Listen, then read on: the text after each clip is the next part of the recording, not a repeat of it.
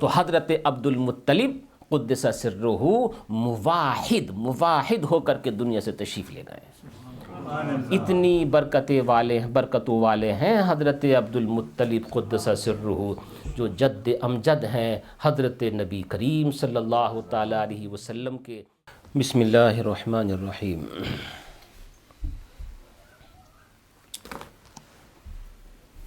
الحمد لولیہ والصلاة والسلام علی نبیہ وعلی آلہ واصحابہ المتأدبین بآدابہ. اما بعد فاعوذ باللہ من الشیطان الرجیم. بسم اللہ الرحمن الرحیم. انا اعطیناک الکوثر. صدق اللہ العظیم وصدق رسولہ النبی الامین الکریم ونحن علی ذلک لمن الشاہدین والشاکرین والحمد للہ رب العالمین. یا سید السادات جئتک قاصدا ارجو رضاک واحتمی بحماک. یا اکرم الثقلین ویا کنز الورى جد لی بجودک وارضنی برضاک. سرورا شاہ کریمہ دستگیرہ اشرفا حرمت روح پیمبر یک نظر کن سوئے ماں. اے اشرف زمانہ زمانے مدد نما درہائے بستہ راز کلید کرم کشا.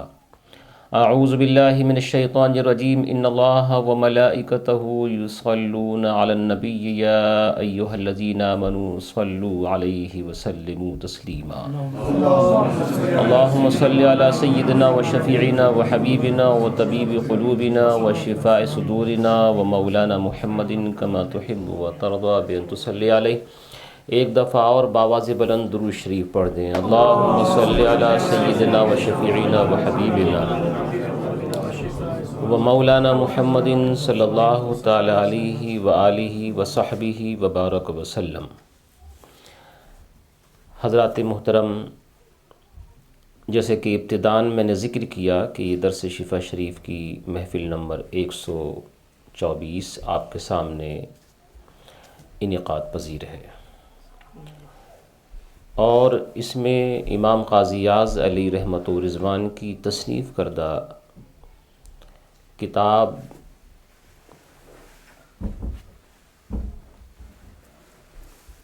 شفا شریف، اس کے حوالے سے کچھ ضروری باتیں اور سیرت پاک علیہ الصلاۃ والتسلیم کے کچھ گوشے آپ کے سامنے پیش کی جاتے ہیں.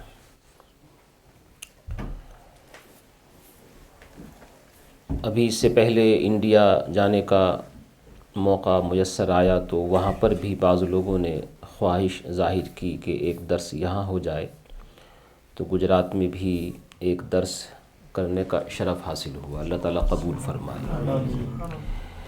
یہ نبی کریم علیہ الصلاۃ والتسلیم کی بارگاہ اقدس میں عاجزانہ ایک طرح کی حاضری ہوتی ہے. آپ تمام حضرات اس میں الحمدللہ ہر مہینے بہت ہی پابندی کے ساتھ بحسن خوبی حاضری لگاتے ہیں. لگانا بھی چاہیے، کیونکہ یہ درس سیرت پاک سے بھی منسوب ہے اور مخدوم پاک سے بھی منسوب ہے. آج بھی ایک نئے عنوان، نئے ٹاپک اور ایک اگرچہ اس عنوان کے اوپر اس سے پہلے گفتگو ہو چکی ہے، لیکن آج کا بیان اس کے الگ ہوگا. آج جس حالت سے اور جن احوال سے امت مسلمہ گزر رہی ہے، مسلمانوں کے ساتھ کس طرح کے حالات پیش آ رہے ہیں، یہ بتانے کی بات نہیں، آپ سب لوگ اس کو بخوبی جانتے ہیں. ان حالات میں، خاص طور سے ان حالات میں مسلمانوں کو اپنے سدھارنے کی طرف توجہ دینی چاہیے. جو ضروری چیزیں ہیں ان کی طرف توجہ رکھنی چاہیے. جو غیر ضروری چیزیں ہیں ان سے جتنا ہو سکے پرہیز کرنا چاہیے. ان حالات سے بھی مسلمان قوم بیدار نہیں ہو رہی ہے. آپ مذہبی طور سے دیکھیں تو ایسے ایسے مسئلے، ایسے ایسے شوشے، ایسی ایسی باتیں آج کے زمانے میں لوگ نکالتے ہیں جن کے اوپر صدیوں پہلے بحث ہوئی، مباحثہ ہوا، لڑائی جھگڑے ہوئے، کتنے ختم ہوئے، پھر وہ دفن، تمام فتنے ختم ہو گئے۔ ان دبے ہوئے فتنوں کو آج کچھ لوگ پھر زندہ کرنے کی کوشش کرتے ہیں۔ میں صرف یہی بات کہہ کر کے اپنی بات کو آگے بڑھاؤں گا کہ جس چیز سے قوم مسلم کے اندر تفرقہ پیدا ہوتا ہو اور اس کا کچھ فائدہ نہ ہو، نہ خود اس کو ہو، نہ کسی فرد کو نہ ہو، نہ کسی قوم کی اور ملت کے کسی انسان کو ہو، تو ایسی تمام تر بحثوں کو چھیڑنے سے فائدہ کیا ہے؟ نماز روزے کے مسائل یاد ہوتے نہیں ہیں، اور آج کے زمانے کی بحث کس طرح سے چلتی ہے؟ حضرت ابو طالب ایمان لائے تھے یا نہیں، یہ آج کے زمانے کی مشہور بحث ہے۔ 50 لوگ اس کے اندر لگے ہوئے ہیں۔ میں عرض یہ کرتا ہوں کہ آپ جب قبر میں جائیں گے یا میں جب قبر میں جاؤں گا تو مجھ سے یہ نہیں پوچھا جائے گا کہ ابو طالب ایمان لائے تھے یا نہیں، مجھ سے پوچھا جائے گا تمہارا ایمان کیا ہے، تمہارا رب کون ہے، تمہارا دین اور اسلام کیا ہے، تمہارا مذہب کیا ہے، تم ان حضرت کے بارے میں کیا کہا کرتے تھے۔ حشر میں جب اٹھیں گے تو سب سے پہلے نماز کے بارے میں سوال ہوگا، وہاں یہ نہیں پوچھا جائے گا کہ حضرت ابو طالب ایمان لائے تھے یا نہیں۔ مگر لوگوں نے اس بحث کو اپنے طور سے نئے انداز پہ اس طرح سے چھیل رکھا ہے جیسے کہ لگتا ہے سب سے زیادہ ضروری چیز یہی ہے۔ میرا خیال یہ تھا کہ اس سے پہلے جو وریڑیا میں درس ہوا تھا اسی تعلق سے میں کچھ اس آج کے درس کے اوپر کچھ عرض کروں، لیکن ابھی 2-4 دن پہلے ہی ہالینڈ سے کسی نے یہ پوچھا کہ یہاں ایک گروپ ہے اور اپنا ہی ہے، اچھی اچھی باتیں گروپ کے اوپر شیئر کرتے ہیں، انہوں نے اس چیز کو لکھا ہے کہ حضرت نبی کریم صلی اللہ تعالی علیہ وسلم کے دادا حضرت عبد المطلب ایمان کی حالت سے دنیا سے نہیں گئے۔ استغفر اللہ، حالت ایمان سے دنیا سے نہیں گئے۔ اب وہ کہتے ہیں کہ آپ ہمیں جواب ریکارڈ کرا دیجئے تاکہ ہم اس کو بھیجیں۔ میں نے خیال کیا کہ تفصیلی چیز ہے، بجائے اس کے کہ میں اختصار کے ساتھ جواب نوٹ کراؤں، پورا درس ہی اس تعلق سے ہو جائے۔ اولاً تو یہ کہنا چاہتا ہوں، ہو سکتا ہے جو لوگ اس بات کو لے کر کے آئے ہیں شاید میری بات وہ سن رہے ہوں یا بعد میں سنیں۔ میں محبت سے صرف یہ بات کہتا ہوں کہ ان چیزوں کو چھیڑنے سے تم بتاؤ تمہارے ایمان کو کیا فائدہ ہوا، تمہاری قوم کو، تمہاری ملت کو، معاشرے کو کیا فائدہ ملا سوائے اس کے کہ تم نے بہت سارے مسلمانوں کے ذہن کو پریشان کر دیا۔ جناب ابو طالب کے بارے میں تو بحث چل ہی رہی تھی، اب یہ دوسرا شوشہ لے کر کے آیا۔ تو اس طرح کی فتنوں کی چیزیں آج کے زمانے میں بہت جاری و ساری ہیں۔ اللہ تعالیٰ مسلمانوں کو ایسی فتنوں کی باتوں سے ہمیشہ محفوظ رکھے۔ کچھ ضد کے اندر جناب ابو طالب کے ایمان کے تعلق سے باتیں کرتے ہیں۔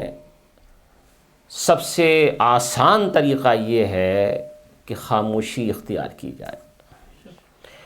وہ کس حالت سے گئے، زمانہ گزر گیا، آپ خاموشی اختیار کیجیے. کہیں خدا نخواستہ اللہ کرے کہ کبھی میرا یہ خیال پورا نہ ہو جو میں یہ کہہ رہا ہوں، کہیں ایسا نہ ہو کہ لوگ ضد میں آ کر کے پھر حضرت فاروق اعظم کے باپ خطاب کا ایمان ثابت کرنے کی کوشش کرنے لگیں. تو یہ تمام تر چیزوں کو چھیڑنے سے کچھ فائدہ نہیں. حضرت امام قاضی اعظم رضی اللہ تعالیٰ نے پوری فصل قائم کی ہے. کس چیز کے اوپر؟ اللہ کے نبی صلی اللہ تعالی علیہ وسلم کے مقدس نسب کے اوپر. جی، نسب نبی کریم صلی اللہ تعالی علیہ وسلم، آپ کا شجرہ نسب، چین آپ کی حضرت آدم علیہ الصلاۃ والتسلیم تک. امام اہل سنت رضی اللہ تعالیٰ عنہ کے لیے دیکھیں تو انہوں نے تو فیصلہ ہی کر دیا ہے، لیکن کوئی اس فیصلے کو مانے تب نہ. انہوں نے تو فیصلہ کر دیا ہے، پوری کتاب لکھی ہے اس کے اوپر، شمول الاسلام کے نام سے پورا رسالہ لکھ دیا ہے کہ حضرت عبداللہ سے لے کر کے حضرت آدم علیہ السلام تک جتنے بھی نبی کریم صلی اللہ تعالی علیہ وسلم کے باپ، دادا، اجداد، امہات ہیں، سب کی سب صاحب ایمان ہیں، سب صاحب ایمان. جی، ان میں سے کفر کی بات تو رہنے دیجئے، جو زمانہ جاہلیت میں بیہودگیاں ہوا کرتی تھیں، اللہ نے ان سب کو ان بیہودگیوں سے بھی پاک اور صاف رکھا ہے. انہوں نے تو یہ فیصلہ کر دیا، لیکن اپنے لوگ ہو کر کے پھر بھی آپ کا ذہن بھی اس طرف جا رہا ہوگا کہ ہاں بھائی حضرت عبد المطلب رضی، مگر ضرورت کیا ہے ان تمام تر چیزوں سوچنے کی؟ لوگ ضرورتاً بغیر کسی وجہ کے مجبور کرتے ہیں کہ ان تمام تر چیزوں کی طرف توجہ دی جائے. حضرت عبد المطلب رضی اللہ تعالیٰ ایک عظیم انسان ہے، موحد کا مطلب کیا ہوتا ہے؟ اللہ کو ایک سمجھنے والا. نبی کریم صلی اللہ تعالی علیہ وسلم کی عمر شریف ابھی 8-10 سال کی یا اس کے آس پاس، اور آپ کا وصال ہو گیا. تو آپ نے تو اعلان نبوت 40 سال کی عمر شریف کے اندر کیا.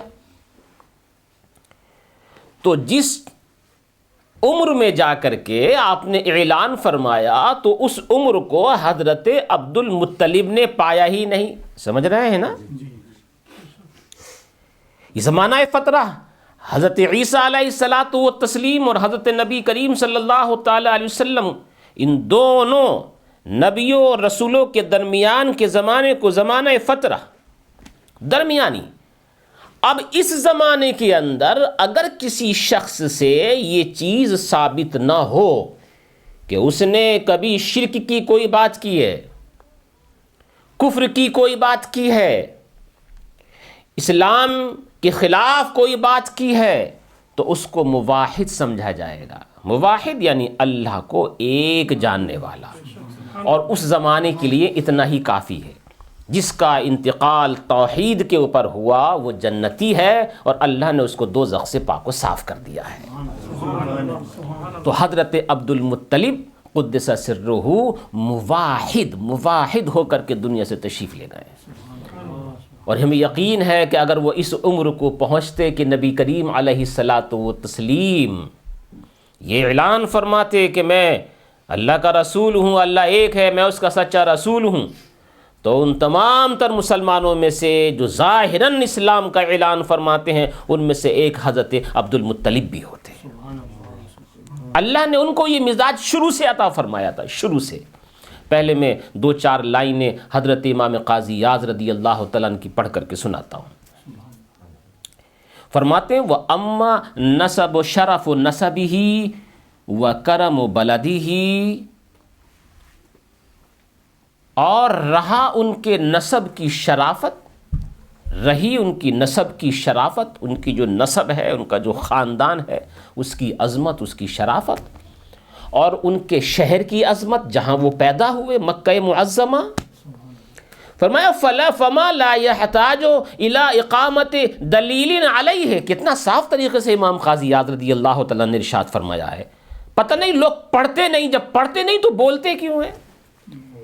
اتنے بڑے امام سارے فیصلے کر چکے ہیں، مگر لوگوں کو کوئی ایسی بات نکالنے کا شوق پیدا ہوتا ہے کہ جس کی وجہ سے ان کی شہرت ہو جائے. کیونکہ سب تو وہی کہتے ہیں کہ حضرت عبد المطلب ایسے تھے ایسے تھے ایسے تھے، کروڑوں سنکھوں در سنکھوں یہی بولتے ہیں. تو اگر ایک وہ بھی اس میں آ کر کے یہی کہنے لگے گا تو اس کی کوئی پہچان نہیں ہوگی نا. وہ الگ نکل کر کے ایک بات کہے گا تو لوگ پہچانیں گے ہاں یہ بھی کوئی ہے. ان تمام تر لوگوں کو خوف خدا ہونا چاہیے. آخرت میں اٹھایا جانا ہے، کیا منہ دکھاؤ گے اللہ کے نبی صلی اللہ تعالیٰ علیہ وسلم کو؟ پھر شفاعت کی تمنا رکھتے ہو، دنیا میں رہ کر کے کلمہ بھی پڑھتے ہو، نمازی بھی پڑھتے ہو، اور یہ کہتے ہو کہ حضرت عبد المطلب رضی اللہ تعالیٰ صاحب ایمان نہیں تھے. استغفر اللہ. اس کے بعد قیامت میں اللہ کے رسول کے سامنے کس طرح سے جاؤ گے تم؟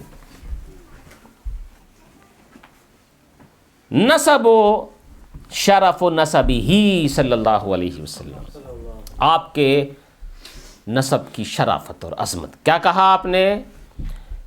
فما لا يحتاج الى اقامت دلیل علیہ. کہا یہ تو اتنا بالکل کلیئر مسئلہ ہے کہ اس کے اوپر دلیل لانے کی ضرورت ہی نہیں ہے. بالکل کلیئر ہے، بالکل صاف ستھرا، سمجھانے کی ضرورت ہی نہیں ہے. آپ جس کو وہ سمجھانے کی ضرورت نہیں ہے، لوگ اسی کو آڑا بنائے ہوئے ہیں. اور اس کے بعد وہ ارشاد فرماتے ہیں کہ حضرت نبی کریم صلی اللہ تعالیٰ علیہ وسلم نخبت بنی ہاشم، میرے آقا علیہ الصلاۃ والتسلیم بنو ہاشم کے بالکل چوز کیے ہوئے منتخب فرد ہیں. وہ سلالت قریش، اور قریش کی اصل ہیں، بالکل جڑ ہیں، اصل ہیں، کریم. پھر ایک حدیث شریف ذکر فرمائی. حضرت امام قاضی اعظم رضی اللہ تعالیٰ نے اپنی سند کے ساتھ کہتے ہیں، حضرت ابو ہریرہ رضی اللہ تعالیٰ نے ارشاد فرماتے ہیں. ذرا کیونکہ میں بہت خاص ٹاپک لے کر کے آپ کے سامنے یہ سوچ کر کے کہ یہ میری ذمہ داری بنتی ہے کہ جب لوگ فتنہ پیدا کریں تو جہاں تک ہو سکے اس کو دبایا جائے. یہ ہماری دینی ذمہ داری بنتی ہے، مذہبی ذمہ داری بنتی ہے. تو آپ لوگ اس اہم ٹاپک کو بہت ہی غور کے ساتھ سماعت فرمائیے گا. سب سے پہلے تو کیا حضرت ابو ہریرہ رضی اللہ تعالیٰ نے ارشاد فرماتے ہیں، جاگتے ہوئے سماعت کیجیے گا، جاگتے ہوئے، سوتے ہوئے نہیں. سونے کے لیے تو بہت سارا ٹائم ہے، جاگنے کے لیے کبھی کبھی ٹائم ملتا ہے. جی کیا فرمایا حضرت ابو ہریرہ رضی اللہ تعالیٰ نے؟ اللہ کے نبی علیہ الصلاۃ والتسلیم ارشاد فرماتے ہیں، بعثت من خیر قرون بنی آدم. من خیر قرون بنی آدم. بنو آدم یعنی اولاد آدم. اولاد آدم کی جتنی بھی قرنیں اور جتنی بھی سال صدیاں گزری ہیں، ان صدیوں میں سے جتنے بھی لوگ پیدا ہوئے ہیں، ان تمام تر لوگوں میں سے سب سے اچھے لوگوں میں مجھے بھیجا گیا ہے. خیر فرمایا، من خیر، سب سے اچھے لوگوں میں مجھے بھیجا گیا ہے. اس کے بعد قرنن فقرنن، قرن بعد قرن، صدی بعد صدی، یعنی جتنے بھی قرن آپ سمجھ سکتے ہیں، ہر قرن کے اندر جو سب سے بہتر لوگ ہوا کرتے تھے، ان بہتر لوگوں میں رب تبارک و تعالیٰ نے مجھے مبعوث فرمایا ہے. حضرت آدم کے زمانے میں سب سے بہتر حضرت آدم، ان سے پھر چلے حضرت شیس، ان سے پھر چلے حضرت نوح، پھر ان سے چلے. جتنے بھی زمانے گزرے، ان تمام تر زبانوں میں سب سے اچھے جو لوگ ہوتے رہے ہیں، ان اچھے لوگوں میں رب نے مجھے رکھا ہے. رب نے مجھے رکھا ہے. اب دیکھیے ایک لفظ پہ پھر توجہ دیجیے آپ. من خیر قرون، خیر ہے خیر، سب سے اچھا. اور قرآن کیا فرماتا ہے؟ وَلَعَبْدٌ مُؤْمِنٌ خَيْرٌ مِّن مُشْرِكٍ. غلام جو مسلمان ہو عبد مومن غلام ہو مگر مسلمان ہو، خیر من مشرک، وہ بہتر ہے مشرک سے چاہے کتنے ہی اونچے مرتبے کا ہو۔ غلام ہو مگر مسلمان ہو، قرآن کی نظر میں وہ فرماتا ہے وہ بہتر ہے مشرک سے چاہے وہ کسی بھی مرتبے کا ہو۔ جی تو بہتر کسے فرمایا قرآن نے؟ مسلمان کو۔ کوئی غیر مسلم قرآن کی نظر میں خیر ہو سکتا ہے، بہتر ہو سکتا ہے؟ نہیں۔ اور اللہ کے رسول علیہ الصلاۃ والتسلیم نے کیا ارشاد فرمایا؟ ہر قرن میں جو سب سے بہتر تھے، خیر تھے، اللہ نے ان میں مجھے پیدا کیا۔ کیا ظاہر ہوا کہ ان میں کوئی کافر تھا ہی نہیں، کوئی حالت کفر میں نہیں تھا، کوئی حالت شرک میں نہیں تھا۔ فرمایا حتیٰ کنتو من القرن الذی کنتو منہ، کا اسی طرح سے حضرت آدم سے ہوتا ہوا میں اپنے والد گرامی حضرت عبداللہ رضی اللہ تعالیٰ عنہ کے پاس آیا، اور اس میں بھی جو سب سے بہتر لوگ تھے اس میں سے اللہ نے مجھے ظاہر فرمایا۔ حضرت عباس رضی اللہ تعالیٰ نے ارشاد فرماتے ہیں کہ نبی کریم صلی اللہ تعالیٰ علیہ وسلم نے ارشاد فرمایا ان اللہ عز وجل اختار خلقہ، ہر لفظ کے اوپر اب سبحان اللہ آپ اس لیے کہیں گے کہ یہ آپ کے ایمانیات کی تقویت کے لیے سنائی جا رہی ہے۔ بے شک رب تبارک و تعالیٰ نے اختار خلقہ فرمایا، اپنی مخلوق میں سے مخلوق کو چنا، فاختار منہم بنی آدم، مخلوق تو آپ بھی ہیں نا، مخلوق جنات بھی ہیں، مخلوق تو یہ حیوانات بھی ہیں۔ آپ نے ارشاد فرمایا ساری مخلوقات میں سے جب اللہ نے مخلوق کو چنا تو اولاد آدم کو چنا، یعنی انسانوں کو چنا، انسانوں کو، جنات کو بھی نہیں، جنات کو بھی نہیں، حالانکہ وہ بھی مکلف ہیں نماز و روزے کے، جنات کو بھی نہیں، اولاد آدم کو چنا۔ ساری مخلوقات میں سے کس کو چنا؟ اولاد آدم کو۔ اس کے بعد پھر فرمایا ثم اختار بنی آدم فاختار منہم العرب، پھر سارے بنی آدم میں سے منتخب کیا، چوز کیا، چنا، تو سارے اولاد آدم میں سے عرب کو منتخب کر لیا۔ کس کو؟ عرب کو منتخب کیا۔ ثم اختار العرب، پھر فرمایا پھر عرب کے اندر سے چنا، چوز کیا، فاختار منہم قریشا، تو ان میں سے قریش کو منتخب کر لیا۔ جی کس کو؟ قریش کو منتخب کیا۔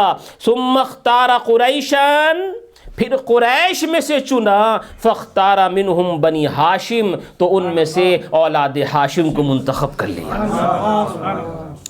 ثم اختار منہم، ثم اختار بنی ہاشم فاختارنی، پھر بنی ہاشم میں سے چوز کیا، منتخب کیا، ان میں سے چھانٹ کے نکالا تو مجھے نکالا۔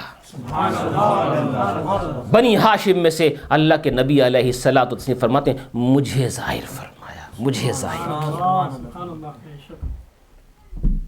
اس کے بعد فرماتے ہیں فاختارنی منہم فلم ازل خیارا من خیار، کہا میں حضرت آدم سے لے کر کے یہاں تک بہتر ہی لوگوں میں رہا ہوں، میرے باپ داداؤں میں سے کوئی بھی خراب کام کرنے والے نہیں۔ جی اب مجھے بتائیے سب سے زیادہ خراب کام کفر سے زیادہ اور کیا ہوگا؟ تو کیوں شک ہوتا ہے اس چیز کے اوپر؟ صرف اس لیے کہ حضرت عبد المطلب رضی اللہ تعالیٰ عنہ قدس سرہ نے نبی کریم صلی اللہ علیہ وسلم کا زمانہ نہیں پایا تو اس میں ان کی کیا خطا ہے؟ آپ کا وصال تو پہلے ہی ہو گیا۔ آئیے میں آپ کو بتاؤں حضرت عبد المطلب کے تعلق سے کچھ باتیں، ہو سکتا ہے شاید پہلی دفعہ آپ سن رہے ہوں، کتابوں میں تو لکھا ہوا ہے سب کچھ، میں جو بتاؤں گا کتابوں ہی سے بتاؤں گا، لیکن کتابیں پڑھنے کی فرصت کہاں ہے؟ کم سے کم وہ ضروری چیزیں ہیں جن کو لوگ چھوڑ دیتے ہیں، چھیڑ دیتے ہیں، اس کا علم حاصل کرنا تو لازم و ضروری ہے نا۔ حضرت عبد المطلب نبی کریم صلی اللہ تعالیٰ علیہ وسلم، ان کے والد گرامی کا نام زور سے بولیے، حضرت عبداللہ قدس سرہ، ان کے والد گرامی کا نام حضرت عبد المطلب، قدس سرہ، ان کے والد کا نام حضرت ہاشم، اسی طرح سے حضرت ہاشم کے والد کا نام عبد مناف، عبد مناف کے 4 بیٹے تھے، ہاشم، شیبہ، نوفل اور مطلب۔ سب سے بڑے کا نام ہاشم اور سب سے چھوٹے کا نام مطلب تھا۔ عبد المطلب کے معنی آتے ہیں مطلب کا غلام، حالانکہ یہ مطلب کے غلام نہیں تھے، یہ مطلب کے بھتیجے تھے، یہ ان کا نام نہیں ہے۔ عبد المطلب ان کا نام نہیں ہے، ان کا نام ہے شیبہ۔ شیبہ کے معنی آتے ہیں وہ جس کے سر میں کچھ بال سفید ہوں، یا دوسرا آپ یوں کہہ سکتے ہیں شیبہ کے معنی ہے بوڑھا۔ شیبہ ان کو اس لیے کہا جاتا ہے کہ جب یہ پیدا ہوئے تو جس وقت پیدا ہوئے تو ان کے سر میں تھوڑے سے بال سفید تھے، لوگوں نے اسی ٹائم ان کا نام شیبہ رکھ دیا، یعنی بوڑھا، حالانکہ وہ بوڑھے نہیں تھے، وہ تو اسی دن پیدا ہوئے۔ لوگوں نے صرف اس خاطر کہ ان کے سفید بال تھوڑے سے آئے ہیں شیبہ نام رکھ دیا۔ یہ شیبہ بیٹے ہیں جناب ہاشم کے۔ جناب ہاشم ہوں یا عبد مناف، یہ سارے کے سارے لوگ مکہ معظمہ کے اندر رہا کرتے تھے، اور یہ سب حضرت اسماعیل علیہ الصلاۃ والتسلیم کی اولاد سے ہیں، سارے کے سارے لوگ۔ ہاں یہ الگ بات ہے، ان میں سے بہت سارے کافر بھی مشرک بھی گزرے ہیں، مگر ان کی جو نسل ہے حضرت اسماعیل علیہ الصلاۃ والتسلیم سے ہی۔ کچھ بے راہ رو ہو گئے، راستے سے ہٹ گئے، کبھی راستے پہ نہیں آئے، لیکن ان کی جو نسل تھی وہ واقعی میں قابل تعریف تھی۔ ہاشم مکے کے اندر رہتے تھے، ملک شام سیریا کی طرف تجارتی کاروبار کے لیے لوگ آیا جایا کرتے تھے۔ یہ 25 سال کی عمر سے ابھی تقریباً یوں سمجھ لیجیے 23 سال یا اس کے آس پاس ان کی عمر شریف رہی ہوگی کہ یہ ملک شام سیریا کی طرف تجارت کے لیے گئے، تو وہاں یثرب پڑا، بیچ میں یثرب جو بعد میں مدینہ طیبہ ہوا، لیکن اس وقت تو اس کا نام یثرب ہی تھا، بلاؤں کا گھر، لوگ رہتے تھے وہاں پر۔ بعد میں مدینہ، میں بار بار یثرب اس لیے کہوں گا کہ اس وقت وہ یثرب ہی تھا، مدینہ طیبہ تو میرے آقا علیہ الصلوۃ والتسلیم کے قدم ناز کی برکت سے ہوا وہ۔ تو یہ یثرب میں ٹھہرے، وہاں کے سردار کے یہاں پر پہنچے۔ سردار کی لڑکی جس کا نام سلمہ تھا، اس کو دیکھا تو خواہش ظاہر کی کہ میں شادی کرنا چاہتا ہوں۔ سردار نے خوشی سے اس کی اجازت دی کہ سردار رشتہ مانگ رہا ہے، اس سے بڑی بات میرے لیے اور کیا ہوگی، مگر شرط لگائی کہ جب بچے کی پیدائش ہوگی تو یہیں ہوگی یثرب میں۔ ایسی شرطیں اس زمانے میں لگایا کرتے تھے لوگ شادی سے پہلے۔ ہمارے ہاں شرط لگانا جائز ہے ہی نہیں، نکاح کے اندر نقص آ جائے گا۔ نکاح سے پہلے کوئی اگر شرط لگائے نا کہ میں نکاح کر رہا ہوں اس شرط کے اوپر اس شرط کے اوپر، تو اس نکاح کے اندر کمال نہیں، یعنی وہ مکمل نہیں ہوتا، کچھ نقص ہوتا ہے اس میں۔ لیکن پہلے لوگ اس طرح کی شرطیں لگایا کرتے تھے۔ ہاشم نے کہا بالکل صحیح۔ سیریا گئے، واپس آئے، اپنی بیوی کو لے کر کے بھی مکہ شریف گئے۔ جب مکہ شریف گئے، اللہ کی مشیت سے وہ امید سے ہوئی۔ جب بچے کی پیدائش کا وقت آیا تو وعدہ یاد آیا کہ میرے سسرالیوں نے مجھ سے یہ کہا تھا کہ جب بچے کی پیدائش کا وقت آئے تو اس کو یہیں چھوڑنا ہے۔ چنانچہ وہ اپنے وعدے کو نبھانے کے لیے ان کو یثرب لے کر کے آئے۔ بچے کی پیدائش میں ابھی کچھ وقت باقی تھا، بیوی کو چھوڑ کر کے پھر ملک شام سیریا کی طرف نکل گئے۔ اللہ کی مشیت کی وہیں ان کا انتقال ہو گیا۔ جس وقت ان کا انتقال ہوا ان کی عمر اس وقت صرف 25 سال تھی، صرف 25 سال۔ یہاں پیدا ہوئے جن کا نام شیبہ رکھا، جو بعد میں عبد المطلب بنے، باپ کا انتقال تو وہاں ہو گیا تھا، کسی طرح سے اطلاع ملی کہ باپ دنیا سے رخصت ہو چکے ہیں. یہ یہیں پر رہے 7 سال تک اپنی والدہ کے ساتھ. اتفاق ایسا ہوا کہ عبد مناف کے خاندان یعنی بنو ہاشم کے خاندان کا ایک آدمی سیریا کی طرف جا رہا تھا تو یہاں یثرب سے ہو کر کے گزرا تو دیکھا کہ کچھ چھوٹے چھوٹے بچے 7 سال 8 سال کے 9 سال کے تیر اندازی کر رہے ہیں. پہلے زمانے میں یہ ایک کھیل بھی تھا اور کثرت کے لیے ایکسرسائز کے لیے ایک اچھی چیز تھی. تیر کمان چلا رہے ہیں، تیر اندازی کر رہے ہیں، اور ان میں سے ایک بچہ ہے جب اس کا تیر بالکل ٹھکانے پہ لگتا ہے تو وہ فخر کے ساتھ تیرا تان کر کے یہ کہتا ہے انا ابن ہاشم انا ابن سید البطحا، میں ہاشم کا بیٹا ہوں، میں بطحا کے سردار کا بیٹا ہوں.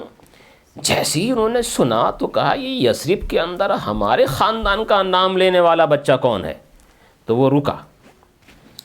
جو مکے سے آ رہے تھے بچوں کی یہ بولی سن کر کے وہ رکے اور رک کر کے اپنے گھوڑے سے اترے اور پوچھا من انتا، کون ہو تم کہ تم بولتے ہو جب تیر ٹھکانے پہ لگتا ہے تو کہتے ہو انا ابن ہاشم، میں ہاشم کا بیٹا ہوں، تم کون ہو؟ یثرب کے اندر ہمارے خاندان کا نام لینے والا کیسے پیدا ہوا؟ تو وہ کہنے لگے انا ابن ہاشم ابن عبد مناف، میں ہاشم کا بیٹا ہوں جو ہاشم عبد مناف کے بیٹے کا. اچھا یہ تو اپنی خاندان کا ہے. چنانچہ یہ واپس مکہ شریف کے اندر گئے. طالب جو حضرت ہاشم کا سن رہے ہیں نا، بغیر جب تک آپ اپنے ذہن کو حاضر نہیں کریں گے نا اس وقت تک یہ پورا سلسلہ آپ کی سمجھ میں نہیں آئے گا. آپ یہاں سونے کے لیے نہیں آتے ہیں، یہاں آپ جاگنے کے لیے آتے ہیں. 1-2 گھنٹے کا درس ہوتا ہے، اس میں آپ لگا رہا کریں. ابن ہاشم، ہاشم بیٹے کس کے؟ مناف کے. چنانچہ یہ مکے گئے اور مکے جانے کے بعد دیکھا کہ لوگ بیٹھے ہوئے ہیں، اس میں طالب بھی بیٹھے ہوئے ہیں. کہا تمہارے گھر کا ایک بچہ بغیر باپ کے یثرب میں پل رہا ہے اور تم یہاں آرام سے سانس لے رہے ہو. تو کہا وہ کیسے؟ کہا میں نے خود سنا ہے کہ وہ جب تیر پھینکتا تھا تو بولتا تھا انا ابن ہاشم ابن عبد مناف. چنانچہ کہا کہ میں ابھی اس کو لے کر کے آتا ہوں. اس شخص نے اپنی اونٹنی دی، اسی وقت اونٹنی پر بیٹھے مکے سے یثرب آئے، بچوں کو کھیلتے ہوئے دیکھا، اس کے چہرے سے پہچان لیا کہ یہ میرا بھتیجا ہے. اس کی ماں سے پوچھا میں اس کو لے جانا چاہتا ہوں، اس کے باپ کی کچھ زمین جائیداد، کتنے اچھے لوگ تھے. ہے دیکھیے وہ جو حالت تھی وہ تھی، لیکن انسانیت تھی کہ اس کے باپ کی جو زمین جائیداد ہے میرے پاس، میں اس کے نام کرنا چاہتا ہوں، میں اس کو اپنے ساتھ لے جانا چاہتا ہوں، تم بھی ساتھ میں چلو، تم ہمارے گھر کی بہو ہو. کہا میں تو نہیں جاؤں گی، میں اپنے میکے ہی رہوں گی. چنانچہ وہ بچے کو لے کر کے اپنی اونٹنی کے پیچھے بٹھایا. جس وقت وہ مکے میں داخل ہوئے اس ٹائم دوپہر کا وقت تھا. سارے بڑے بڑے گرو گھنٹال اپنی اپنی مجلسوں کے اندر بیٹھے ہوئے تھے. تو لوگوں نے دیکھا کہ طالب کے اونٹنی کے پیچھے ایک بچہ بیٹھا ہوا ہے. لوگوں نے پوچھا من ھذا وراک، یہ تیرے پیچھے کون بیٹھا ہوا ہے؟ تو کیونکہ حالت صحیح نہیں تھی نا ان کی، گرد و غبار میں اٹے ہوئے تھے، میلے کچیلے کپڑے پہنے ہوئے تھے، اچھی حالت تھی بھی نہیں. تو ان کو شرم محسوس ہوئی یہ کہنے میں کہ میں یہ کہوں کہ یہ میرا بھتیجا ہے. اس لیے انہوں نے کہا ھذا عبدی، یہ میرا غلام ہے. یہ میرا، کس نے کہا؟ مطلب نے، جو ان کے چچا تھے. یہ میرا غلام ہے. جب گھر کے اندر گئے تو بیوی نے پوچھا من ھذا معک، یہ تمہارے ساتھ میں کون آیا، کس کو لے کر کے آؤ؟ وہاں پر بھی یہی کہا ھذا غلامی، یہ میرا غلام ہے. اس کے بعد بہترین سے کپڑے خریدے، نہلایا دھولایا چمکایا. تو کیونکہ خاندان ہاشم کے تھے نا شہزادے، چمک پڑے. اب اپنے ساتھ لے کر کے آئے، سارے تمام تر لوگوں کے سامنے گئے اور کہا یہ میرا غلام نہیں، یہ میرا سگا بھتیجا ہے، سگا بھتیجا. مگر کیونکہ وہ کہہ چکے تھے نا میرا غلام ہے، اس لیے لوگوں نے اسی سے مشہور کر دیا عبد المطلب. عبد المطلب یعنی مطلب کا غلام. اب یہ نام یا نک نیم ایسا مشہور ہوا کہ لوگ شیبہ ہی کو بھول گئے. آپ کو معلوم تھا کہ شیبہ ان کا نام ہے؟ نہیں معلوم تھا. آج پتہ چلا ہوگا غالباً کہ شیبہ جو ہیں وہی عبد المطلب ہیں اور جو عبد المطلب ہیں وہی شیبہ ہیں. یہ عبد المطلب رب تبارک و تعالی نے ان کو بڑا حسن و جمال عطا فرمایا تھا. جب یہ تھوڑے سے پروان چڑھے بڑے ہوئے تو چچا کو یاد آیا کہ اس کے باپ کی زمین جائیداد اس کے نام کرنی چاہیے. چنانچہ تمام تر مکہ شریف کی جو ذمہ داریاں، پانی پلانے کی ذمہ داری، کھانا کھلانے کی ذمہ داری، جو لوگ آیا کرتے تھے ان کی مہمان نوازی کی ذمہ داری سب اپنے بھتیجے عبد المطلب کو دے دی. بڑے حالات سے، کچھ ناگفتہ حالات سے گزرے، لیکن رب نے ان کو ذہانت و فطانت عظیم عطا فرمائی تھی، اس لیے سب پہ غالب ہوتے چلے گئے. جہاں گزرتے تھے لوگ کہتے تھے یہی سردار ہے، یہی سردار ہے. ایک احسان عبد المطلب کا، اب یہ جو میں باتیں بیان کروں اس سے حضرت عبد المطلب کی شخصیت و عظمت کو سمجھنے کی کوشش کیجئے گا اور پتہ لگائیے گا کہ جو لوگ حضرت عبد المطلب کے ایمان و اسلام کے بارے میں بحث چھیڑتے ہیں وہ کتنی نادانی کرتے ہیں. کون سی ضرورت پڑی آپ کو ان تمام تر بحثوں کو شروع کرنے کی؟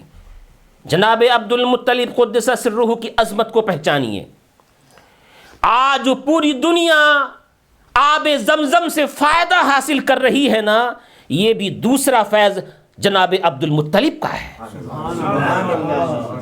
اصل فیض تو حضرت اسماعیل علیہ الصلوۃ والتسلیم کا ہے. جی اصل فیض تو ان کا، کیونکہ ان کے قدم ناز کی برکت سے آب زمزم کا کنواں ظاہر ہوا، سب کو معلوم ہے.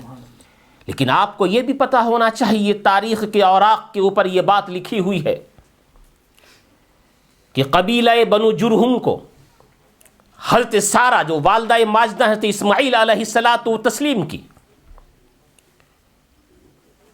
انہوں نے قبیلہ بنو جرہم کو وہاں خانہ کعبہ کے آس پاس یعنی آب زمزم کے قریب، کنویں کے قریب ٹھہرا دیا تھا. یہی اس کے مالک تھے، انہی کی دسترس تھی، انہی کو اختیارات تھے. مگر ایک وقت ایسا آیا کہ ایک قبیلے نے آ کر کے ان کے اوپر حملہ بولا، ان کو وہاں سے نکلنے کے لیے مجبور کر دیا. چنانچہ قبیلہ بنو جرہم کے لوگوں نے یہ خیال کیا کہ یہ ہم پہ ظلم و ستم کر رہے ہیں، یہ گھر سے نکالنے کی باتیں، زمین سے نکالنے کی باتیں، یہ ہماری زمین ہے یہاں سے نکل جاؤ یا جیسے ہم ہیں ویسے ہو جاؤ، یہ آج سے نہیں صدیوں سے چلا آ رہا ہے. آج بھی اس طرح کے حالات بنائے جا رہے ہیں، یہ ہماری زمین ہے یہاں سے چلے ہو یا جیسے ہم ہیں ویسے تم ہو جاؤ، یہ صدیوں سے چلا آ رہا ہے. لیکن جو حق والے ہوا کرتے ہیں وہ ہمیشہ حق پہ رہتے ہیں، چاہے حالات کسی بھی طرف جائیں. بنو جرہم کے لیے مجبوری لاحق ہوئی کہ اب یہاں سے جلا وطن کیا جائے گا، ہم کو نکالا جائے گا. اس وقت خانہ کعبہ کے اندر سونے کے بنے ہوئے ہرن، 2 ہرن رکھے ہوئے تھے. انہوں نے سونے کے بنے ہوئے ان دونوں ہرنوں کو چاہے زمزم کے اندر ڈالا، اپنے باپ داداؤں کی تلواریں، زرہیں، قیمتی ہتھیار وہ سب زمزم کے کنویں کے اندر ڈالی. اس کے بعد مٹی بھر دی اس کے اندر کہ کسی کو پتہ نہ چلے کہ یہاں پر زمزم ہے. چاہتے کیا تھے کہ جو ہمارے اوپر ظلم کرنے والے ہیں وہ اس کنویں سے فائدہ نہ حاصل کر سکیں. چنانچہ 1-2 سال نہیں، 10-20 سال نہیں، بلکہ 50-100 سال بھی نہیں، کئی 100 سال تک زمزم کا کنواں بند رہا. مکے کے لوگ بھول گئے کہ یہاں کبھی زمزم تھا یا چاہے زمزم تھا. حضرت عبد المطلب قدس سرہ جب قوم کے سردار بنائے گئے، اب یہ آنے والی چیز کو میں الکامل جو امام ابن اسیر کی لکھی ہوئی بہترین تاریخ کی کتاب ہے ان کی لکھے ہوئے چند جملے آپ کے سامنے پیش کروں گا. وہ کہتے ہیں کہ میں حتیم کعبہ کے اندر موجود تھا. کیا کہتے ہیں؟ حتیم کعبہ کے اندر موجود تھا اور میں اس وقت جیسی ہی میں سویا، درود شریف پڑھیں، اللہم صلی علی سیدنا و شفیعنا و حبیبنا و مولانا محمد صلی اللہ تعالی علیہ وسلم کہ جب میں سویا تو کوئی آنے والا خواب میں آیا، اور آنے کے بعد مجھ سے ارشاد فرمایا، مجھ سے کہنے لگا، کیا کہا؟ احفر طیبہ، طیبہ کی کھدائی کرو، طیبہ کی کھدائی کرو۔ اب یہ نیند کے اندر ہیں، وہ سو رہے ہیں، طیبہ کی کھدائی کرو۔ کہتے ہیں میں نے اس سے پوچھا وما طیبہ، یہ طیبہ کیا چیز ہے؟ فذهب عنی، تو وہ غائب ہو گیا، جواب نہیں دیا۔ کہتے ہیں جب دوسرا دن ہوا اور میں سویا، پھر کوئی آنے والا آیا، اور آنے کے بعد مجھ سے کہتا ہے احفر برہ، برہ کی کھدائی کرو۔ کہتے ہیں میں نے پوچھا قلت وما برہ، یہ برہ کیا چیز ہے؟ فذهب عنی، غائب ہو گیا، اس نے کوئی جواب نہیں دیا۔ اس کے بعد جب تیسرا دن ہوا تو پھر کوئی آنے والا آیا اور کہا احفر المدنونہ، مدنونہ کی کھدائی کرو، مدنونہ کو کھودو۔ کہتے ہیں میں نے پوچھا اس سے وما المدنونہ، یہ مدنونہ کیا چیز ہے؟ فذهب عنی، پھر مجھ سے غائب ہو گیا، اس نے کوئی جواب نہیں دیا۔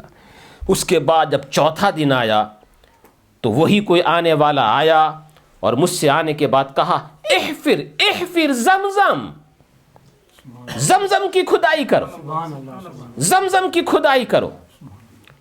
انک ان حفرتها لا تندم، اگر تم اس کی کھدائی کرو گے تمہیں شرمندگی نہیں اٹھانی پڑے گی۔ کہتے ہیں فقلت وما زمزم، کہتے ہیں میں نے کہا، میں نے پوچھا یہ زمزم کیا چیز ہے؟ کیونکہ لوگ بھول گئے تھے اس کو، کہاں پر ہے، کس طرح کا، کہا یہ زمزم کیا چیز ہے؟ تو اس کہنے والے نے، اب وہ غائب نہیں ہوا بلکہ اس نے اس کا جواب دیا، بتایا زمزم کیا چیز ہے۔ کہا قال تراث من ابیک الاعظم، ابھی الکامل کے الفاظ ہیں۔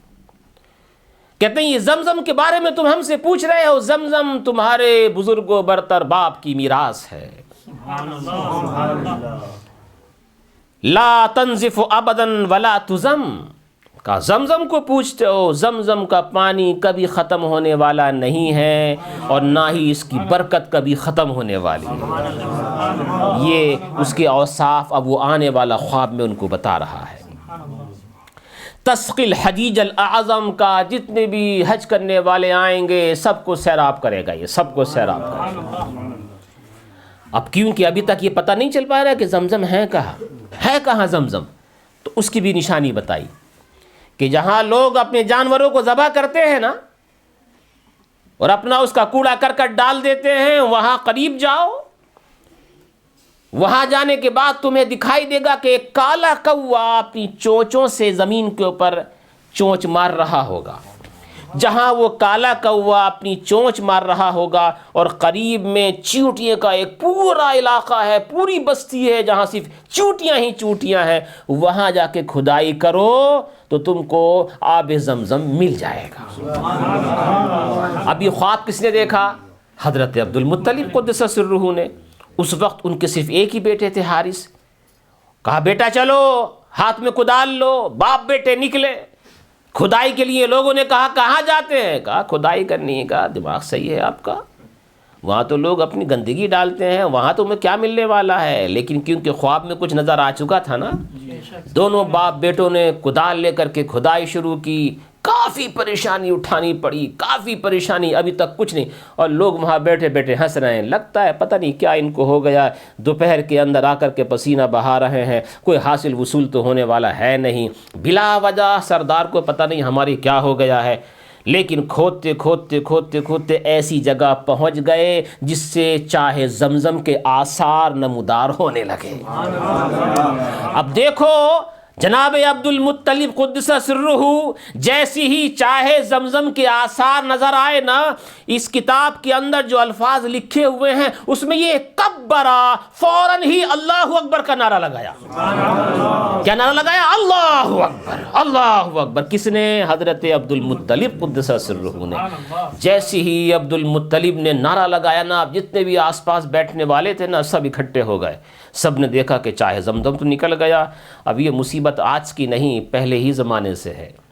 کوئی ایک دو آدمی، جیسے مثال کے طور پر کسی باپ کے 8-10 بچے ہونا، سب ناکارہ ہوں، بالکل سب بےہودہ ہوں، بیٹھ کر کے کھانے والے ہی ہوں، صرف ایک اس کے اندر نکلے اور رات دن کوشش کرے، کہا میں اپنے باپ کی زمین جائیداد کو بچاؤں گا، باپ کی طاقت کو بڑھاؤں گا اور اوپر لے کر کے جاؤں گا، رات دن کوشش کرتا باپ کی زمین جائیداد کو بڑھائے، اونچا کرے، خوب ترقی دلائے۔ اب وہ جو 9 ہے نا، اب کہیں گے ارے ہمارا بھی تو حصہ ہے اس میں، جی ہمارا بھی تو حصہ ہے اس میں، باپ کی زمین ہے نا یہ۔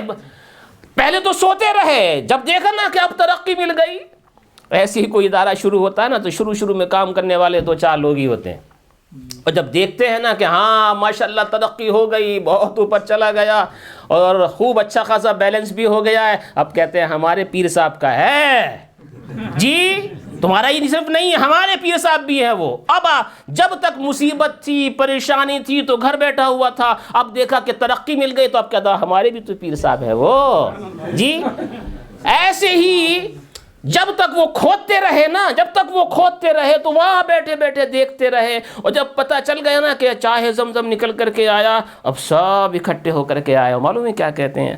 آنے کے بعد بولتے ہیں، کہنے لگے جناب یہ جو آپ نے کھودا ہے نا، یہ صرف آپ کا نہیں ہے، ہمارے باپ اسماعیل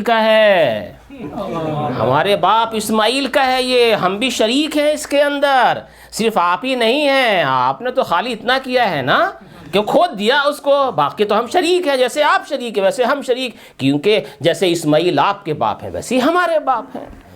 اب ایسے موقع سے نرمی نہیں کرنی چاہیے۔ حضرت عبد المطلب قدس سرہ نے یہاں سختی کا اظہار کیا، نہیں ایسا نہیں ہوگا، خواب اللہ نے مجھے دکھایا ہے، جی خواب اللہ نے مجھے دکھایا، دیکھیے الفاظ سنیے، فقالوا انہا بیر ابینا اسماعیل، بولنے لگے سارے کے سارے یہ تو ہمارے باپ اسماعیل کا کنواں ہے، وَإِنَّ لَنَا فِيهَا حَقًّا، ہمارا بھی حق ہے اس کے اندر، حق جتانے کے لیے آ گئے، ہمارا بھی حق ہے اس کے اندر، فَأَشْرِكْنَا مَعَكَ، اپنے ساتھ ہمیں بھی شریک کرو اس کے اندر، جو کچھ بھی ہوگا ہم بھی اس میں شریک ہیں۔ قَالَ مَا أَنَا بِفَاعِلٍ، کہا نہیں، یہ خواب دیکھ رہے ہیں آپ لوگ، کبھی آپ کو شریک کرنے والا نہیں ہوں میں، کیوں؟ اس لیے کہ ھذا امر خصصت بہ دونکم، اس لیے کہ یہ انعام خاص رب نے میرے اوپر فرمایا، میرے اوپر کیا ہے، تمہارے اوپر نہیں کیا، میرے اوپر کیا ہے۔ قالوا فإن غیر تارکیک حتی نخاصمک فیہا، اب یہ دیکھو عظمت سب سے ظاہر ہوگی حضرت عبد المطلب قدس سرہ کی، اور وہ بھی کیونکہ اڑیل تھے، کمزور تو تھے نہیں، کہا نہیں تمہارے اس کہنے سے کام نہیں چلے گا، ہم تم سے جھگڑتے ہی رہیں گے جب تک تم ہم کو ہمارا حصہ نہیں دو گے۔ کہا اچھا ایسا ہے تو کسی کو حکم بنا لو، کسی کو جج بنا لو، کسی کو فیصل بنا لو جو ہمارے درمیان فیصلہ کر دے۔ بہت سوچ سمجھنے کے بعد کہا ہاں ایک عورت ہے کاہنہ، وہ بھی کہاں رہتی تھی؟ ملک شام سیریا کی سرحد کے اوپر، اس کو ہم فیصلہ کرنے کے لیے منتخب کرتے ہیں، وہ ہمارا جج ہوگی، وہ فیصل ہماری ہوگی، وہ فیصلہ وہی کرے گی۔ چنانچہ کچھ لوگ حضرت عبد المطلب نے اپنے ساتھ لیے، کچھ لوگ ان لوگوں نے اپنے ساتھ لیے، 2 گروپ بن کر کے مکے سے ملک شام سیریا کی طرف چلنے لگے۔ جب گئے نا تو راستے ایسے نہیں تھے آج کے زمانے میں، چند گھنٹوں کے اندر وہاں سے وہاں پہنچ جاتے ہیں۔ پہلا بڑا مشکل کام تھا سفر کرنا، جنگلات سے ہو کر کے گزرنا پڑتا تھا۔ بڑی پریشانیوں کے بعد جب جنگلات سے ہو کر کے گزرے تو اتفاق یہ ہوا کہ حضرت عبد المطلب اور ان کے ساتھیوں کا پانی ختم ہو گیا۔ ان لوگوں کے پاس پانی تھا، ان لوگوں نے ان سے پانی مانگا، کہا ہم لوگ مرنے کے قریب ہیں، تھوڑا سا پانی آخر ہو تو ہماری خاندان کے، ہماری لڑائی ہے وہ الگ بات ہے، لیکن اب ہم مرنے کے قریب ہیں، تھوڑا سا پانی ہمیں دے دو تمہارے پاس۔ کہا نہیں، وہ خود چاہتے تھے کہ مر جائیں تو ہمارے حصے میں آ جائے سب کچھ۔ کہا نہیں، پانی تمہیں ملنے والا نہیں ہے۔ اتنی پیاس غالب آئی۔ مسلمانوں، پانی کی اہمیت کو پہچانو۔ لوگ پانی کے لیے پہلے کتنے پریشان ہوا کرتے تھے، کتنے ہم وضو کرنے کے اندر یا اسی طرح سے دیکھیے عام طور سے کبھی کبھی مسجدوں کے اندر آپ دیکھتے ہیں کہ ٹوٹی کھلی رہتی ہے، لوگ وضو کرتے رہتے ہیں، وضو کامل بھی نہیں ہوتا، ٹوٹی چلتی رہتی ہے. کم سے کم اس کا خیال رکھنا چاہیے. پانی کتنا عظیم نعمت ہے، نعمتوں میں سے عظیم نعمت ہے. راستے میں پانی ختم ہو گیا، ہلاکت کے قریب ہو گئے. جب ہلاکت کے قریب ہوئے تو حضرت عبد المطلب نے کہا کیا کرنا ہے؟ کہا آپ ہمارے سردار ہیں، جو آپ ہم کو حکم دے وہی کریں گے. کہا ایک ساتھ اگر سب مر گئے نا یہاں تو سب کی لاشیں ویسی ہی پڑی رہیں گی. چنانچہ ایسا کرو کہ اپنی اپنی قبریں کھود لو اور کھود کر کے اپنی اپنی قبروں کے پاس بیٹھ جاؤ. جس کسی کی موت آئے تو کم سے کم دوسرے لوگ اس کو دفنا دیں. اس طرح سے ایک دوسرے کو دفناتے رہیں تو اتنا تو ہوگا کہ آخر میں جو مرے گا وہ اکیلا ہی زمین کے اوپر پڑا رہے گا، اس کی بے حرمتی نہیں ہوگی، باقی تو بچ جائیں گے. چنانچہ سب لوگوں نے اپنے اپنے لیے گڈھے کھودے اور اپنی اپنی قبریں کھود کر کے ہاتھ پہ ہاتھ دھر کر کے انتظار کرنے لگے کہ موت آئے تو پھر گڈھوں کے اندر دفنایا جائے. اور وہ دور سے بیٹھے ہوئے سب دیکھ رہے ہیں، سب دیکھ رہے ہیں، دور سے بیٹھے ہوئے سب دیکھ رہے ہیں کہ ایسا ان کے پاس ہو رہا ہے اور ایسی حالت کو یہ پہنچ چکے ہیں، کچھ بھی رحم نہیں آ رہا ہے. حضرت عبد المطلب قدس سرہ نے جب یہ دیکھا کہ اپنے ساتھی قبریں کھود کر کے بیٹھے ہوئے ہیں، ہاتھ پہ ہاتھ دھر کر کے موت کا انتظار کر رہے ہیں، تو آپ نے ارشاد فرمایا میرے نزدیک یہ کوئی عقل مندی کی بات نہیں ہے کہ ہم گڈھے کھود کر کے اپنی موت کا انتظار کریں. چلو تھوڑا آگے چلتے ہیں، اپنی سواریوں کو آگے بڑھاتے ہیں، شاید اللہ رب تبارک و تعالیٰ کی قدرت ہمارے لیے کچھ آسانی پیدا کر دے. یہ کہہ کر کے ان کی اونٹنی بیٹھی ہوئی تھی، اونٹنی کے اوپر بیٹھے، لوگوں نے بھی تیاری شروع کی. جب آپ نے اونٹنی کو اشارہ کیا، اونٹنی اٹھی تو رب تبارک و تعالیٰ کی قدرت دیکھیے. حضرت امام ابن اسیر کے الفاظ میں سماعت فرمائیے. فلما انبعثت به راحلته انفجرت من تحت خفها عين عذبة من ماء. جیسے ہی حضرت عبد المطلب نے قدس سرہ اپنی اونٹنی اٹھائی تو اونٹنی کے پاؤں کے نیچے سے میٹھے پانی کا چشمہ نکل پڑا، میٹھے پانی کا چشمہ نکل کر کے آیا. پھر یہاں ذکر کیا گیا فکبرا، حضرت عبد المطلب نے زور سے نعرہ تکبیر بلند کی اور کہا اللہ اکبر. دیکھو ہر نعمت پہ اللہ کا نام لے رہے ہیں نا، معاذ اللہ کوئی غیر مسلم ایسا کرے گا؟ ہر چیز کے اوپر اللہ کا نام لے رہے ہیں، ہر چیز کے اوپر اللہ کا نام لے رہے ہیں. فکبرا، اللہ اکبر کہا، سارے لوگوں نے تکبیریں بلند کی، سب اکٹھے ہو گئے. پانی آیا تو جان آ گئی، سب لوگوں نے اپنے اپنے برتن بھرے، پیٹ بھر کر کے پانی پیا. حضرت عبد المطلب نے کہا وہ جو لوگ ہیں نا ان کے پاس پانی ہے تو صحیح مگر تھوڑا ہے. فرمایا ان کو بھی بلا لو، انہیں بھی بلاؤ، انہیں بھی بلاؤ. تو سارے لوگ آڑے آ گئے، نہیں حضرت ان کو نہیں بلایا جائے گا، ابھی تھوڑی دیر پہلے کی بات ہے، ہم نے ان سے پانی مانگا تھا، جب پانی مانگا تھا ان لوگوں نے ہم کو منع کر دیا، ہمارے اوپر ترس نہیں آیا، اب آپ کیوں کہہ رہے ہیں کہ ان کو پانی دیجئے بلا کر کے؟ آپ نے ارشاد فرمایا جیسے وہ ہیں کیا ویسے ہی ہم ہو جائیں؟ یہ ان کا ظرف تھا کہ پانی نہ دیا، یہ ہمارا ظرف ہے کہ ہم انہیں پانی کے لیے بلائیں گے.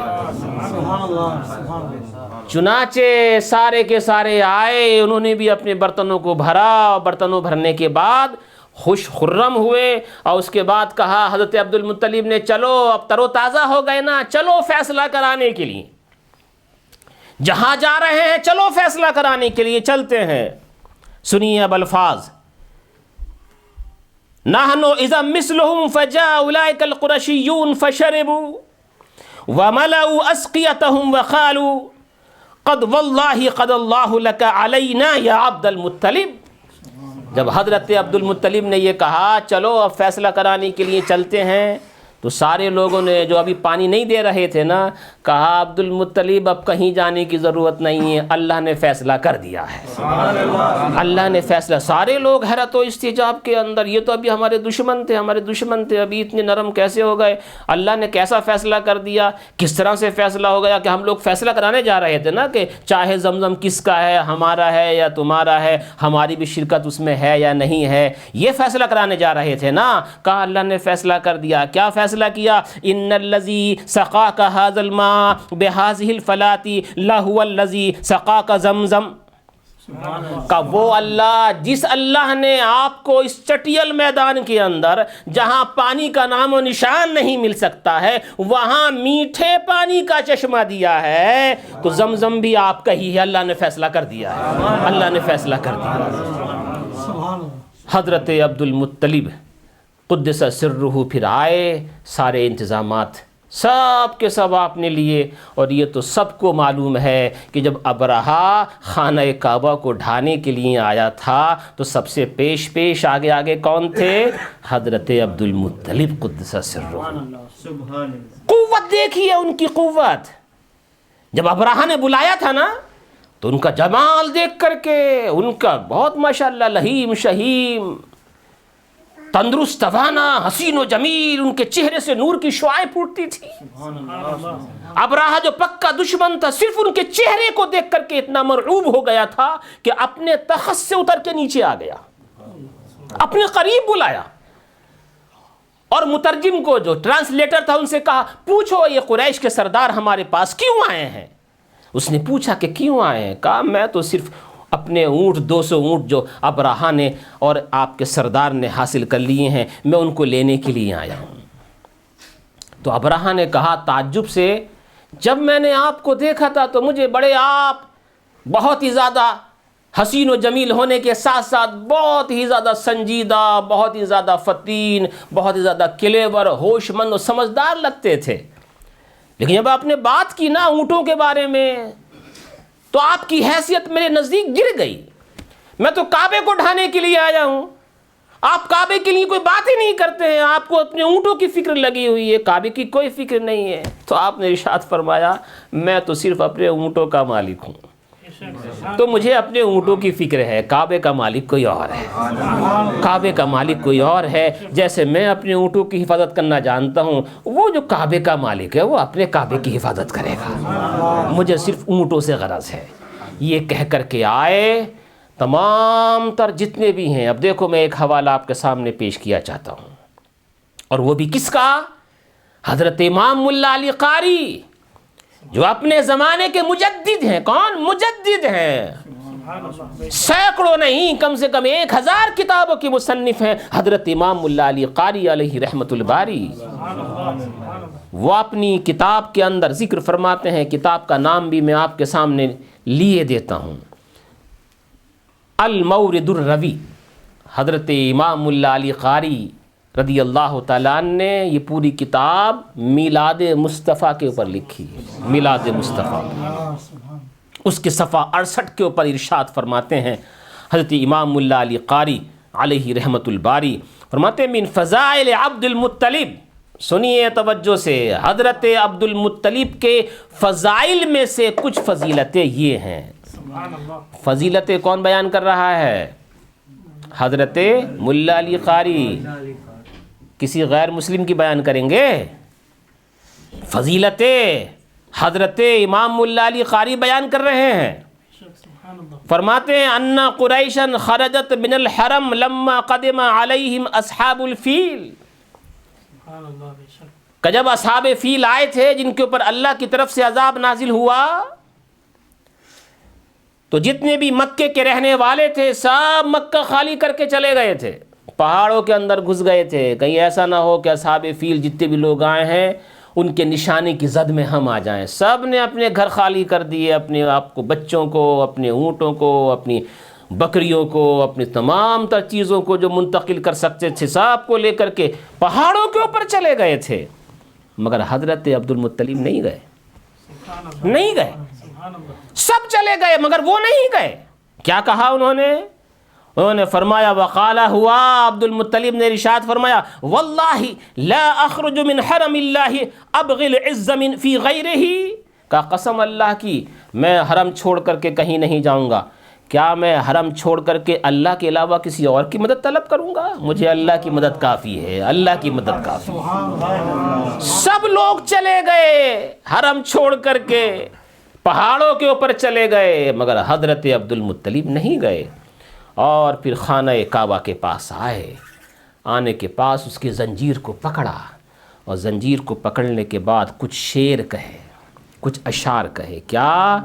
اللہم ان العبد یمنع رحلہ فامنع رحالک، اے میرے اللہ، دیکھو دعا کس طرح سے کر رہے ہیں، اے میرے اللہ، ہر آدمی، ہم تو انسان ہیں، ہم انسان ہو کر کے اپنے گھر کی حفاظت کرتے ہیں، اس میں آگ نہ لگ جائے، چوری نہ ہو جائے، کوئی اس کو ڈھا نہ دے، کوئی اسے برباد نہ کر دے، ہر انسان اپنے کجاوے کی حفاظت کرتا ہے، اے میرے اللہ تو اپنے گھر کی حفاظت فرما، اے میرے اللہ تو اپنے گھر کی حفاظت فرما، لا یغلبن صلیبہم ومحالہم غضبا محالک، اے میرے اللہ یہ صلیب کہیں ایسا نہ ہو کہ صلیب کل تیرے گھر کے اوپر لٹک جائے، یہ صلیب والے صلیب کو لا کر کے تیرے گھر کے اوپر لٹکا دے، کہیں ایسا نہ ہو جائے۔ اور اس کے بعد عرض کیا پروردگارا ان کنت تارکہم وقبلتنا فامر ما بدا لک، کہا اے میرے اللہ اگر تو اپنے قبلے اور کعبے اور ان نصرانیوں صلیبیوں کے درمیان اگر تو ان کو یوں ہی چھوڑ دیتا ہے اور کچھ نہیں کرتا ہے تو جانے، تیرا گھر جانے، تو جو چاہے وہ کرے، ہم لوگ تو بندے ہیں، ہم کیا کر سکتے ہیں۔ یہ دعا کی اور یہ دعا کر کے وہاں سے ہٹ گئے۔ اس کے بعد سارے لوگوں نے دیکھا کہ سورہ الم تر کیف فعل ربک باصحاب الفیل کے اندر سب کچھ ذکر ہے، سارے لوگوں کو ہلاک کر دیا گیا، ختم کر۔ دعا کس نے کی؟ حضرت ابراہیم، حضرت عبد المطلب قدس سرہ نے۔ اس کے بعد جو آخری بالکل چیز ہے جس سے فضیلت حضرت عبد المطلب قدس سرہ بالکل آپ کے سامنے اجاگر ہو کر کے آ جائے گی، حضرت امام المفسرین سید محمود آلوسی قدس سرہ، جو صاحب تفسیر روح المعانی ہے، عظیم کتاب ہے تفسیر کی، وہ کیا ارشاد فرماتے ہیں؟ انہی آخری جملوں کے اوپر میں اپنی بات کو اختتام پذیر کروں گا، اور اس سے ظاہر ہو جائے گا کہ حضرت عبد المطلب قدس سرہ کتنے پائے کے انسان تھے۔ الفاظ اس لیے پڑھ رہا ہوں تاکہ سند کے طور پہ کوئی بھی اسے پیش کر سکے۔ کتاب کا حوالہ میں نے پیش کر دیا ہے، سید المفسرین لکھنے والے ہیں، سید محمود آلوسی ان کا نام ہے، صاحب تفسیر روح المعانی ہے، لیکن یہ اپنی کتاب بلوغ العرب جلد دوم صفحہ 282 کے اوپر تحریر فرماتے ہیں، کہتے ہیں قد کان عبد المطلب یتلألأ علی وجہہ النور، کہتے ہیں عبد المطلب کے چہرے سے نور کی شعائیں نکلتی تھیں، عبد المطلب کے چہرے سے نور کی شعائیں نکلتی تھیں، وتلوح فی اساریرہ علامات الخیر، اور آپ کے پورے وجود میں خیر و برکت کی نشانیاں پائی جاتی تھیں۔ کان یامر ولدہ بترک البغی والظلم، وہ اپنی اولاد کو نصیحت کیا کرتے تھے کہ بیٹو کسی پہ ظلم مت کرنا، بے حیائی کی طرف مت جانا، فواحشات کی طرف مت جانا، عدل و انصاف سے کام لینا، وَيَحُثُّهُمْ عَلَى مَكَارِمِ الْأَخْلَاقِ، اور اپنی اولاد کو حسن اخلاق کے اوپر ابھارا کرتے تھے۔ وَكَانَ مُجَابَ الدَّعْوَةِ، فرمایا جو دعا مانگتے تھے اللہ اسے قبول کیا کرتا تھا، جو دعا مانگتے تھے اللہ اسے قبول فرمایا کرتا تھا۔ وَقَدْ حَرَّمَ الْخَمْرَ عَلَى نَفْسِهِ، پورا عرب اس زمانے کے اندر تقریباً شراب خوری کیا کرتا تھا، شراب پیا کرتا تھا، مگر حضرت عبد المطلب نے کبھی بھی شراب کو ہاتھ نہیں لگایا، کبھی شراب کو ہاتھ نہیں لگایا۔ لوگ پوچھتے تھے سب پیتے ہیں اور آپ نہیں، آپ نے ارشاد فرمایا یہ عقل کو خراب کرتی ہے، جو چیز عقل کو خراب کر دے وہ دھتکارنے کے لائق ہے، پینے کے لائق نہیں ہے۔ کبھی آپ نے شراب کو ہاتھ نہیں لگایا۔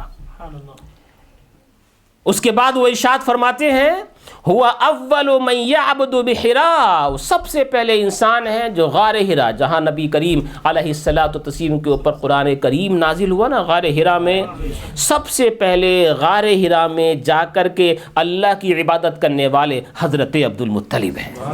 حضرت عبد سب سے پہلے غار حرا میں جا کر کے اللہ کی عبادت کرنے والے کون؟ حضرت عبد المطلب ہیں قدس سرہ۔ فرمایا کانا اذا رأى ہلال رمضان، جب بھی رمضان کا چاند دیکھتے، حالانکہ رمضان کے روزے فرض نہیں ہوئے ہیں، ابھی اسلام آیا ہی نہیں، اسلام کا اعلان ہی نہیں کیا گیا، یعنی دین محمدی کی ابھی ابتدا ہوئی ہی نہیں ہے، جب بھی رمضان کا چاند دیکھتے صعد الی حراء، غار حرا کے اوپر چلے جایا کرتے اللہ کی عبادت کرنے کے لیے۔ وَكَانَ يَفُوحُ مِنْهُ رَائِحَةُ الْمِسْكِ الْأَصْفَرِ، اور کہا ان کے بدن پاک سے خالص مشک کی خوشبو آیا کرتی تھی، خالص مشک کی خوشبو آیا کرتی تھی، کستوری کی خوشبو آیا کرتی۔